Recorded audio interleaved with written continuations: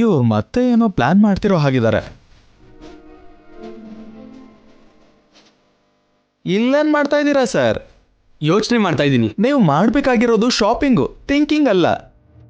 ಬೇಗ shopping finish ಮಾಡಿ ಮನೆಗೆ ಹೋಗ್ಬೇಕು ಅಂತ ನಿಮ್ ಭಾವನವ್ರು ಹೇಳಿದ್ರು.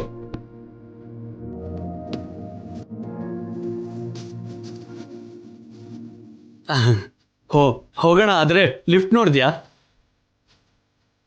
ನೋಡ್ದೆ. ನಾನು ದಿವ್ಯಾ ಅದ್ರಲ್ಲಿ ಹೋದ್ರೆ ಹೇಗಿರುತ್ತೆ? ಅದೇನಾದ್ರೂ ಜಾಯಿಂಟ್ ವಿಲ್ಲ ಸರ್, ಹತ್ತಿ ಆಸೆ ತೀರಿಸ್ಕೊಳ್ಳೋದಕ್ಕೆ. ನಾನ್ ಹೇಳಿದ್ದು ಕೂಡ ಆಸೆಗೋಸ್ಕರನೇ. ಲಿಫ್ಟ್ ಅಲ್ಲಿ ಏನ್ ಮಾಡ್ತೀರಾ ಸರ್?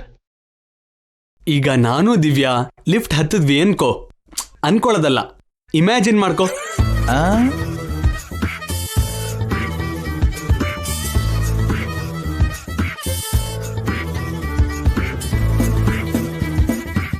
ಲಿಫ್ಟ್ ಮಧ್ಯದಲ್ಲಿ ನಿಂತೋಯ್ತು ಅನ್ಕೋ. ಅಲ್ಲ, ಚೆನ್ನಾಗಿರೋದು ಅದ್ಯಾಕೆ ನಿಲ್ಲುತ್ತೆ ಸರ್? ನೀನ್ ನಿಲ್ಸ್ತಿಯಲ್ಲ ಅದಕ್ಕೆ. ನಾನ್ ಯಾಕೆ ನಿಲ್ಲಿಸ್ತೀನಿ? ನಾನ್ ಹೇಳ್ದೆ ಅದಕ್ಕೆ.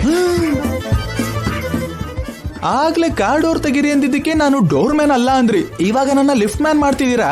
ನನಗೋಸ್ಕರ ಅಷ್ಟು ಮಾತ್ರ ಮಾಡಕ್ಕಾಗಲ್ವಾ? ಹೋಗ್ಲಿ, ನಿಮ್ಮ ಅಮ್ಮನವ್ರಿಗೋಸ್ಕರ ಅನ್ಕೋ.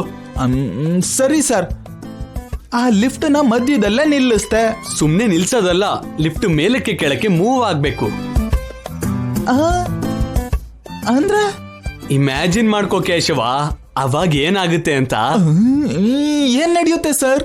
ನಿಮ್ಮ ಅಮ್ಮನವರು ಭಯ ಪಡ್ತಾರೆ, ನನ್ನ ಹಿಡ್ಕೋತಾರೆ, ಇಬ್ರು ಹಗ್ ಮಾಡ್ಕೋತೀವಿ. ಆಹಾ,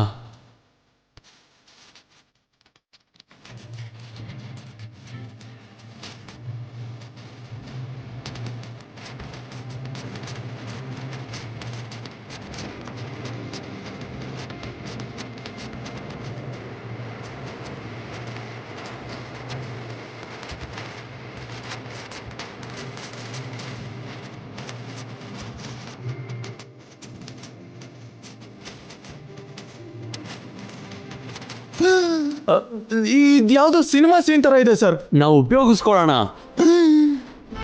ಎಲ್ಲ ಚೆನ್ನಾಗಿದೆ, ಒಂದ್ ವೇಳೆ ಸೀನ್ ರಿವರ್ಸ್ ಆದ್ರೆ? ರಿವರ್ಸ್ ಅಂದ್ರೆ? ಲಿಫ್ಟ್ ಅಲ್ಲಿ ನೀವು ಭಯ ಪಟ್ಟು ನೀವೇ ಅಮ್ಮವ್ರನ್ನ ಹಗ್ ಮಾಡ್ಕೊಂಡ್ರೆ? ಹಾಗಾದ್ರೂ ಹಗ್ ಮಾಡ್ಬೋದು ಅಲ್ವಾ? ಅಮ್ಮವ್ರು ಭಯ ಪಟ್ಟು ನಿಮ್ಮನ್ನ ಹಗ್ ಮಾಡ್ಕೊಂಡ್ರೆ ಅದು ರೊಮ್ಯಾನ್ಸ್. ನೀವು ಭಯ ಪಟ್ಟು ಅಮ್ಮವ್ರನ್ನ ಹಗ್ ಮಾಡ್ಕೊಂಡ್ರೆ ಅದು ನಾನ್ ಸೆನ್ಸ್.